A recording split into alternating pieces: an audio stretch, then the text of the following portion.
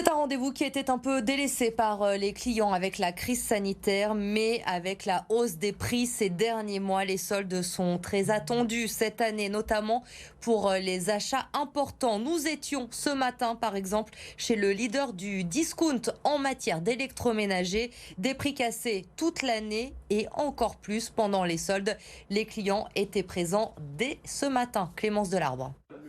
Pour ce premier jour de solde, Alexandra cherche la bonne affaire. Un lave-linge à prix cassé pour sa fille qui emménage dans un appartement. En moins de 15 minutes, elle a trouvé son bonheur. Écoutez, c'est mon budget. J'ai choisi celle-là à défaut d'aspect. On fait des bonnes affaires, c'est bien. Je l'équipe pour pas très cher. Ce matin-là, tous sont venus profiter du premier jour de solde. Quelques euros en moins sur un frigo, une cuisinière ou encore une trottinette électrique.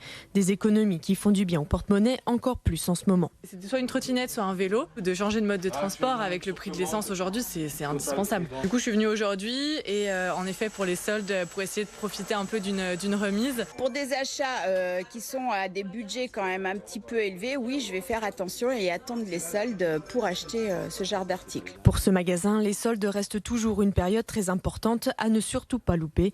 Alors cette année, l'accent a été mis sur des produits bien particuliers. On sait que pour les consommateurs, c'est très compliqué. Donc notre rôle aussi, c'est, vu la taille de l'entreprise, d'accompagner nos clients. Donc aujourd'hui, on a fait des prix sur la téléphonie recyclable, on a fait des prix sur l'électroménager avec basse consommation, on a fait sur la partie vélo, mobilité complète. Pendant ces 4 semaines de soldes, ce magasin devrait multiplier par 3 ses ventes.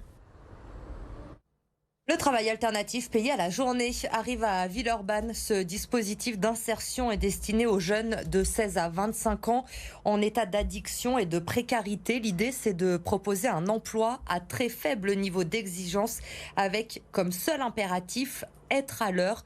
À terme, cela doit leur permettre de trouver un emploi stable et de se réinsérer. Les jeunes sont repérés lors des maraudes des services sociaux. Écoutez.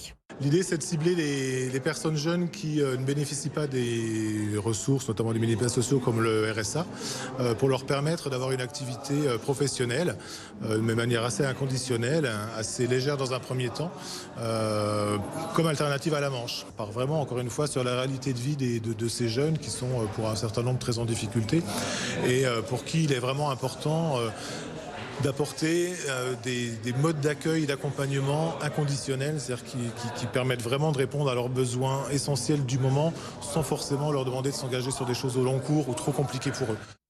L'épisode de canicule touche à sa fin, ça y est, dans le département du Rhône. Et ces derniers jours, nous n'avons pas été les seuls à souffrir de ces fortes chaleurs. Les animaux, les vaches, les cochons, par exemple, ont été surveillés de très près par les éleveurs. Ils ont tenté de trouver des solutions pour améliorer au maximum leur bien-être. Reportage de Jade Lanier.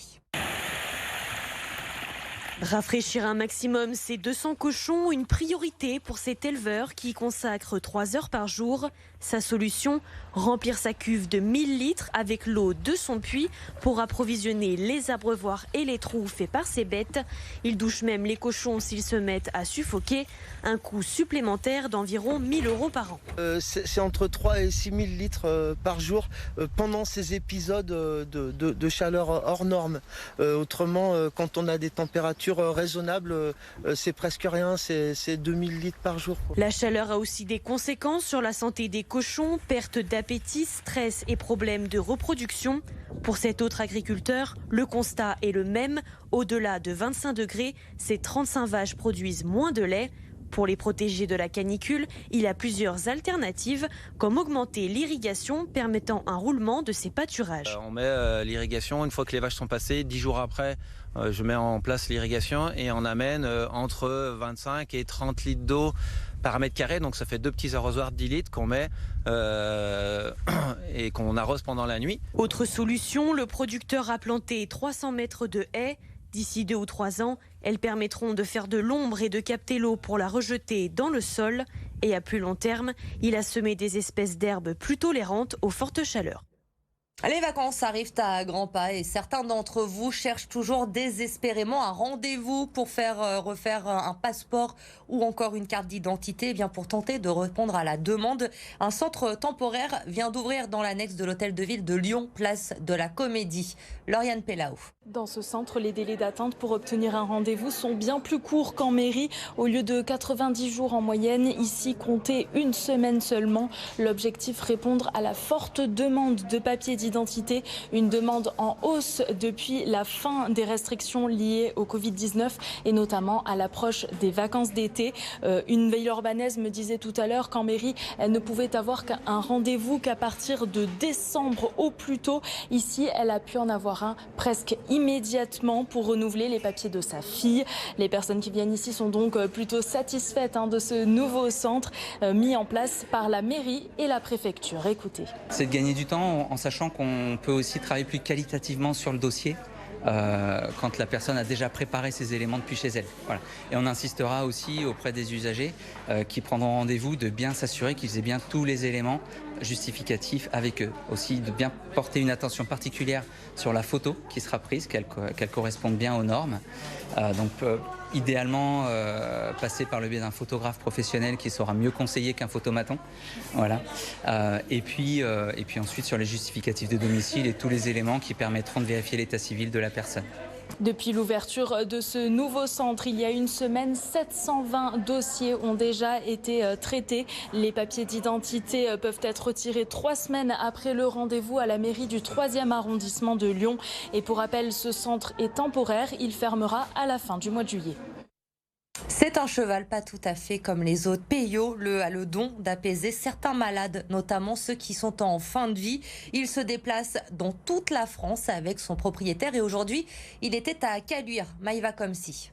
Il a fait plus de 12 heures de voyage pour leur rendre visite. Le docteur Peyo était attendu ce mercredi à la résidence Marillian. Voilà, et dans le sens du poil. Un moment d'émotion que les résidents savourent. Oh mon bébé! Oh, c'est extraordinaire. Les animaux ont beaucoup à nous apprendre. Ah, j'adore les animaux et le contact des animaux. C'est apaisant et puis c'est doux.